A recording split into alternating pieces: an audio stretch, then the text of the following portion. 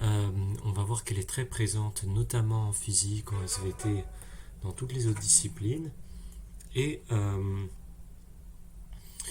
on va évidemment voir ses propriétés à chaque fois qu'on a une nouvelle fonction en maths. Eh bien, on se pose la question de son signe, de son sens de variation. Est-ce qu'elle est paire, est-ce qu'elle est impaire? Est-ce qu'elle elle a des propriétés particulières?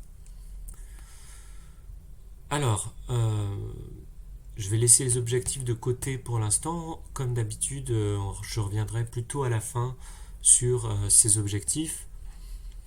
D'abord, qu'est-ce que c'est que la fonction exponentielle? Bien, en fait, c'est l'unique fonction f qui est dérivable sur r, et puis telle que f' égale f. Ça veut dire quoi? C'est que cette fonction, elle est égale à sa dérivée. Donc c'est assez remarquable, et f de 0 est égal à 1. Et lorsqu'on donne ces conditions, eh bien en fait, il n'y a qu'une seule fonction qui peut satisfaire ces deux conditions-là. Et elle existe, cette fonction s'appelle l'exponentielle, et on la note exp. Donc pour tout x réel, on a exponentielle prime de x est égal à exponentielle de x, et exponentielle de 0 est égal à 1. Alors, pour les premières propriétés qu'on va voir, eh bien c'est celles qu'on a pu voir en activité, c'est-à-dire que lorsque on multiplie exponentielle de x par exponentielle de son opposé, eh bien on obtient 1. Alors ça, c'est quelque chose qu'on peut démontrer, donc la fonction exponentielle, elle n'est pas paire, elle n'est pas impaire, mais lorsqu'on regarde exponentielle de x et exponentielle de moins x, on peut quand même dire quelque chose. En les multipliant entre eux, on trouve 1.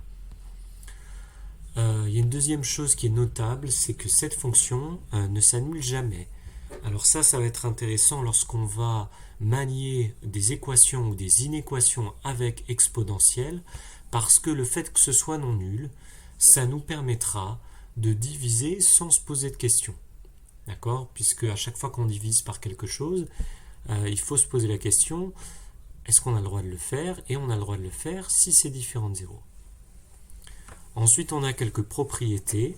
Donc pour tout x et y réel, et puis n entier, on a exponentielle de moins x et 1 sur exponentielle de x. Donc cette propriété 1, c'est simplement celle-là exprimée différemment. On a exponentielle de x moins y, c'est exponentielle de x divisé par exponentielle de x. Et exponentielle de x plus y, c'est exponentielle de x fois exponentielle de y. Là, ce qu'on est en train d'exprimer, c'est le fait qu'en fait, exponentielle bien, va transformer l'addition en multiplication et la soustraction en division. Alors, une propriété qui découle en fait de la propriété de multiplication des exponentielles, en fait, exponentielle de nx, c'est exponentielle de x plus x plus x plus x plus x, etc. n fois. Et donc, ça va être exponentielle de x fois x fois x fois x, etc. n fois. Ça va donc être tout simplement exponentielle de x à la puissance n. Voilà, maintenant on va parler d'une notation, la notation e. Donc, l'image de 1 par la fonction exponentielle, c'est noté e. Autrement dit, e, c'est exponentielle de 1 par définition. Alors, en fait, pour tout réel, exponentielle de x, eh bien, c'est exponentielle de 1 fois x.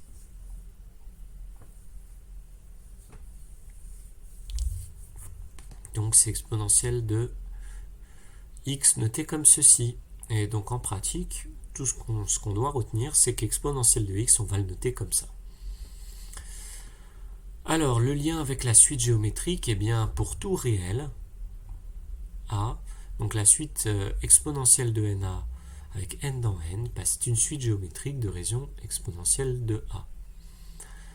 Alors là encore, ça se justifie. Si on réfléchit bien, exponentielle de na, eh bien, c'est exponentielle de a à la puissance n.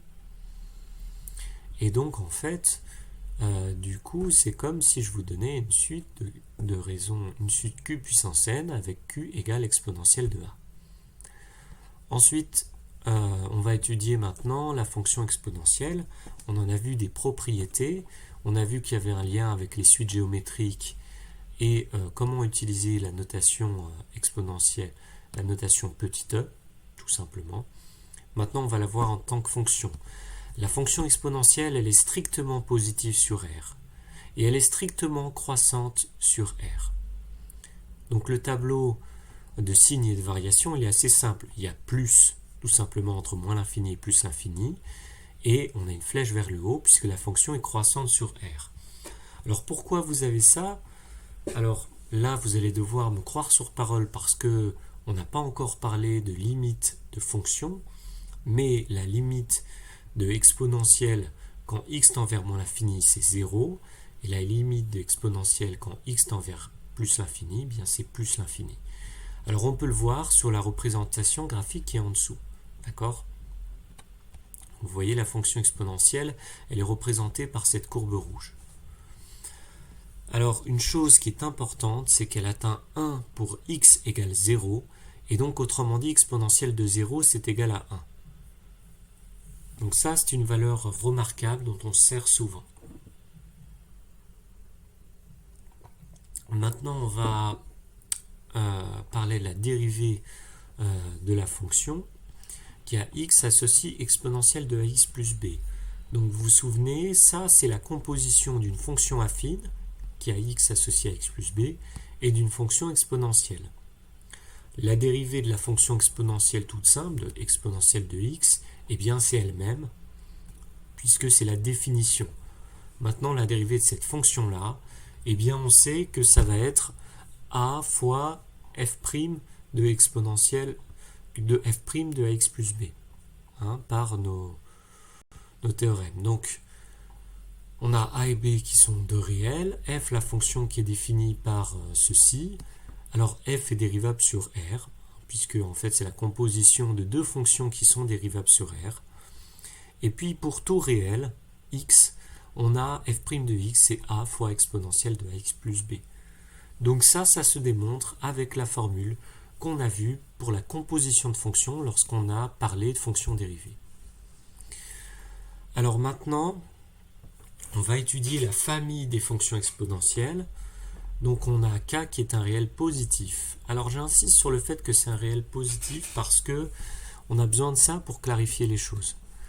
Donc, et on regarde la fonction qui a x associe exponentielle de kx. Donc on va regarder concrètement le diagramme de gauche. Par exemple, la fonction qui a x associe 0,5x. La fonction qui a x associe exponentielle de 1 fois x. La fonction qui a x associe exponentielle de 2 fois x. Donc là, ce sont trois exemples avec k égale 0,5, k égale 1 en rouge, et puis k égale 2 en bleu. Donc, vous voyez que ces fonctions sont strictement croissantes sur R.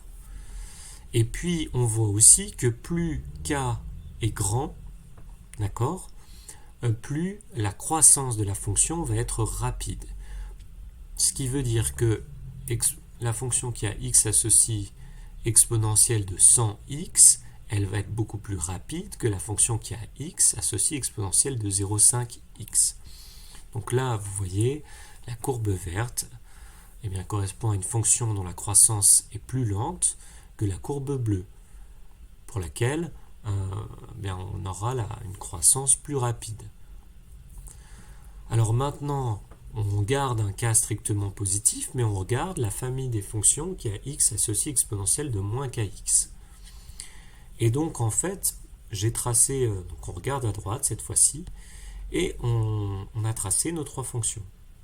Et bien ce qui se passe, c'est que plus valeur absolue de k est grand, et bien plus la décroissance est forte. Donc par exemple, pour la fonction qui a x associée exponentielle de moins 2x, donc qui est en bleu, on a une décroissance très rapide.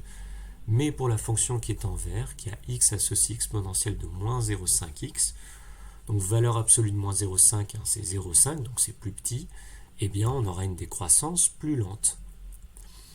Et on en a fini sur le cours sur les fonctions exponentielles.